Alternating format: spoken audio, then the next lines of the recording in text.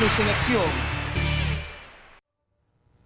Bienvenidos, soy el abogado César Martínez y están viendo a Ciudadanos en Acción.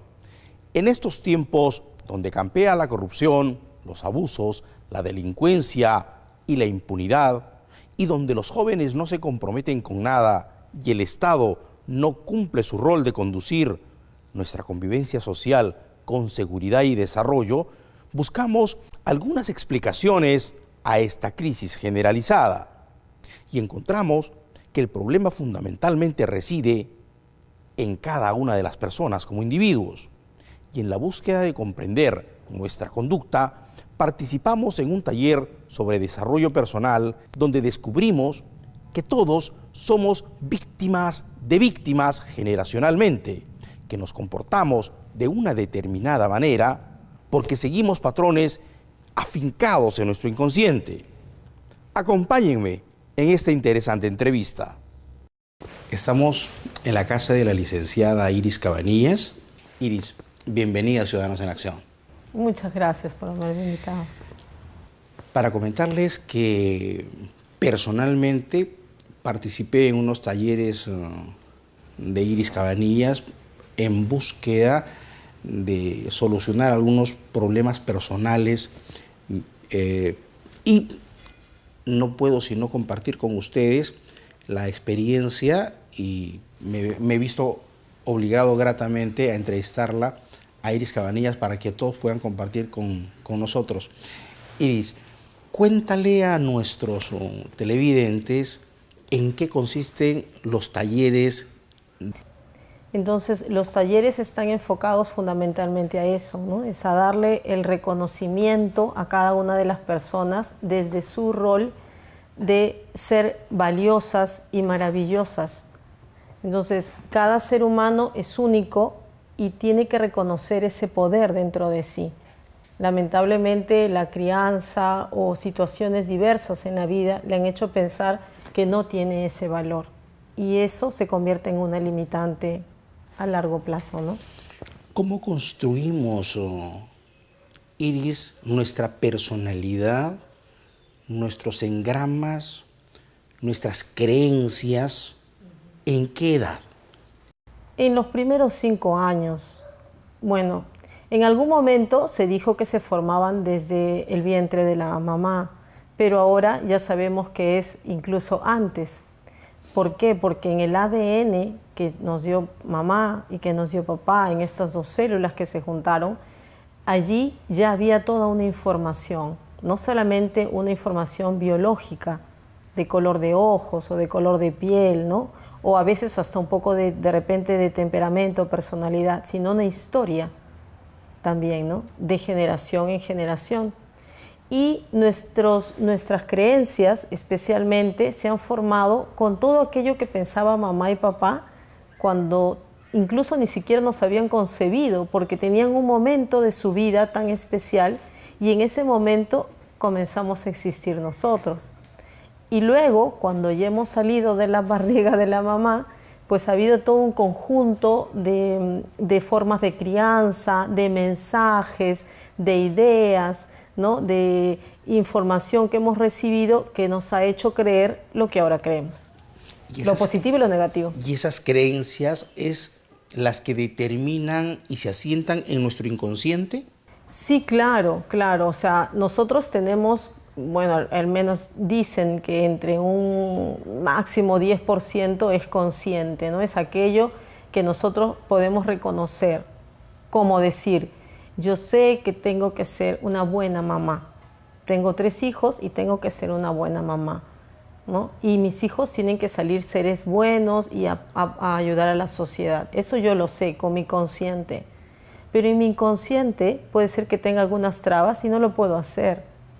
Y me frustre. O sea, yo conscientemente tengo el deseo de, pero no puedo materializar ese deseo de manera concreta. Así es. Y eso se debe a temas que están en mi inconsciente. Están en el inconsciente, que son más o menos el 90%.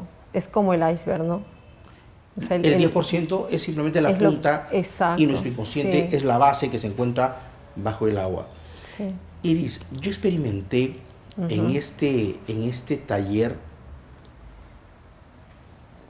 que las personas nos cuesta muchísimo asumir la responsabilidad de nuestras historias.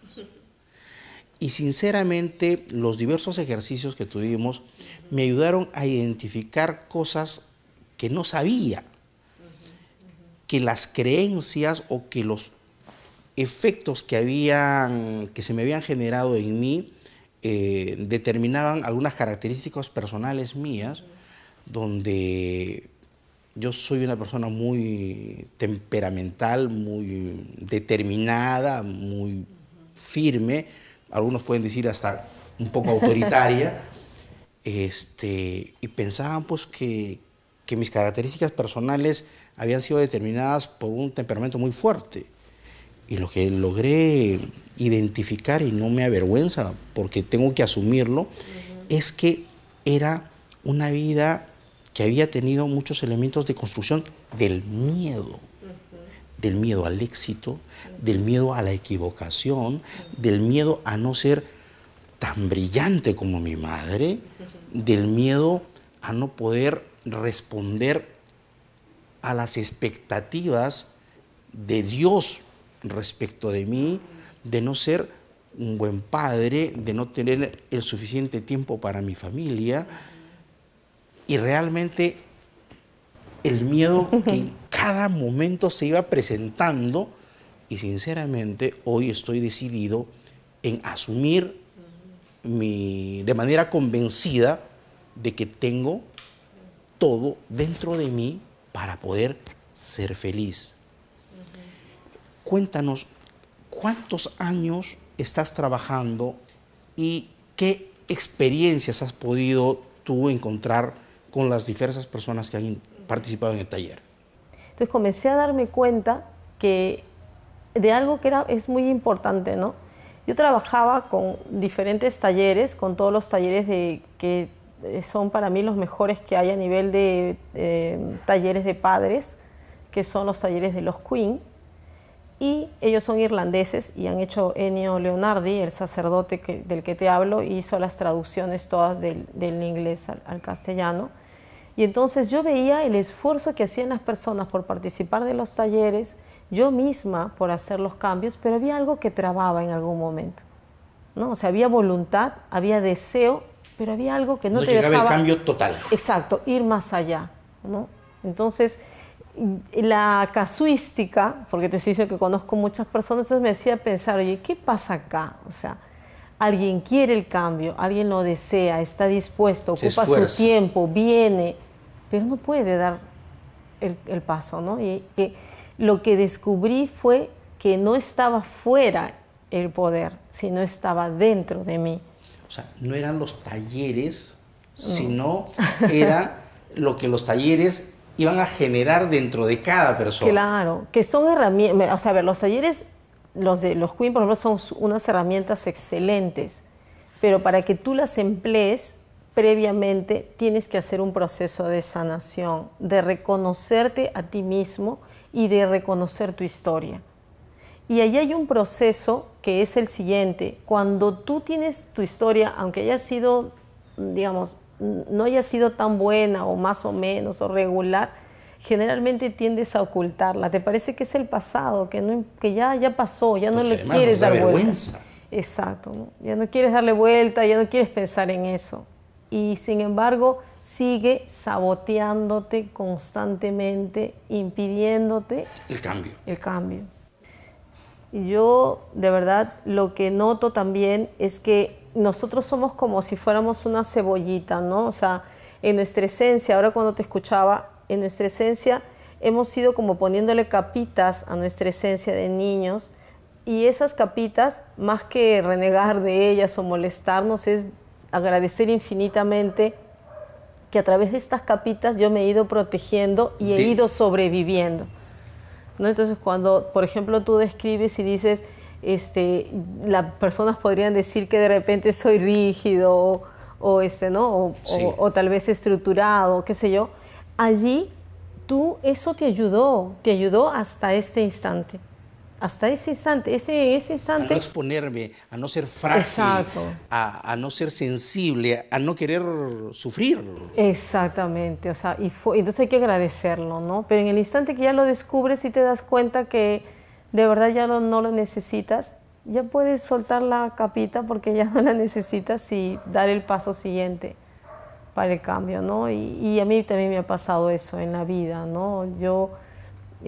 Mi salud, por ejemplo, es algo que yo considero valiosísima porque he tenido siempre diferentes enfermedades y a raíz de que he comenzado a entender que el poder está en mí, yo he dejado de enfermarme tanto, ¿no? ¿Cuál es esa relación entre nuestra emotividad y las enfermedades? Por ejemplo, tú nos recomendaste, y por eso es sumamente importante y no podía dejar de compartir este tema, ¿cuál es esa relación entre las enfermedades y las emociones? Cada vez los estudios respaldan más lo directamente que está relacionado, ¿no? Luis Hay, como trabajó con personas y se entrevistó con tanta gente, comenzó a hacer un librito, ¿no? Entonces decía, por ejemplo, las alergias, y ponía las características emocionales de la persona que venía. O por ejemplo el estreñimiento, y entonces ponía las características. Pero cada vez que venía otra persona con lo mismo, casi coincidía. O sea, coincidía que los aspectos emocionales traían como consecuencia una determinada enfermedad. Y ella hizo algo que le llamó el librito azul, y que fue el librito donde puso de la A a la Z todas las emociones que podrían tener luego una relación a posterior devenir en una enfermedad, ¿no?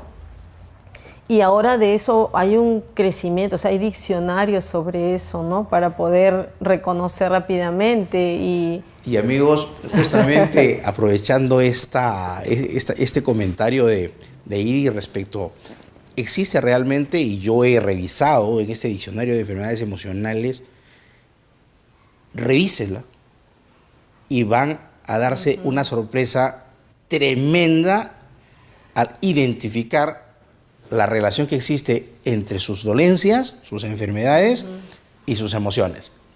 Somos Ciudadanos en Acción. Somos Ciudadanos en Acción. Después de haber participado personalmente en este taller Ámate a ti mismo, la experiencia resultó vivificante y muy alentadora, porque nos permite tomar conciencia, descubrir y entender nuestras historias personales, de dónde vienen nuestros problemas y el por qué nos comportamos de determinada manera. Pero no solo eso, sino fundamentalmente nos permitió asumir que la solución está en nosotros mismos, que tenemos dentro de nosotros todos los medios y recursos necesarios para cambiar nuestra vida, para curarnos y ser prósperos en todo orden de cosas, en el aspecto económico, en el emocional, en el familiar y también en la salud. Este no es un tema religioso, ya que todos, creyentes y no creyentes, tenemos el derecho de vivir plenamente.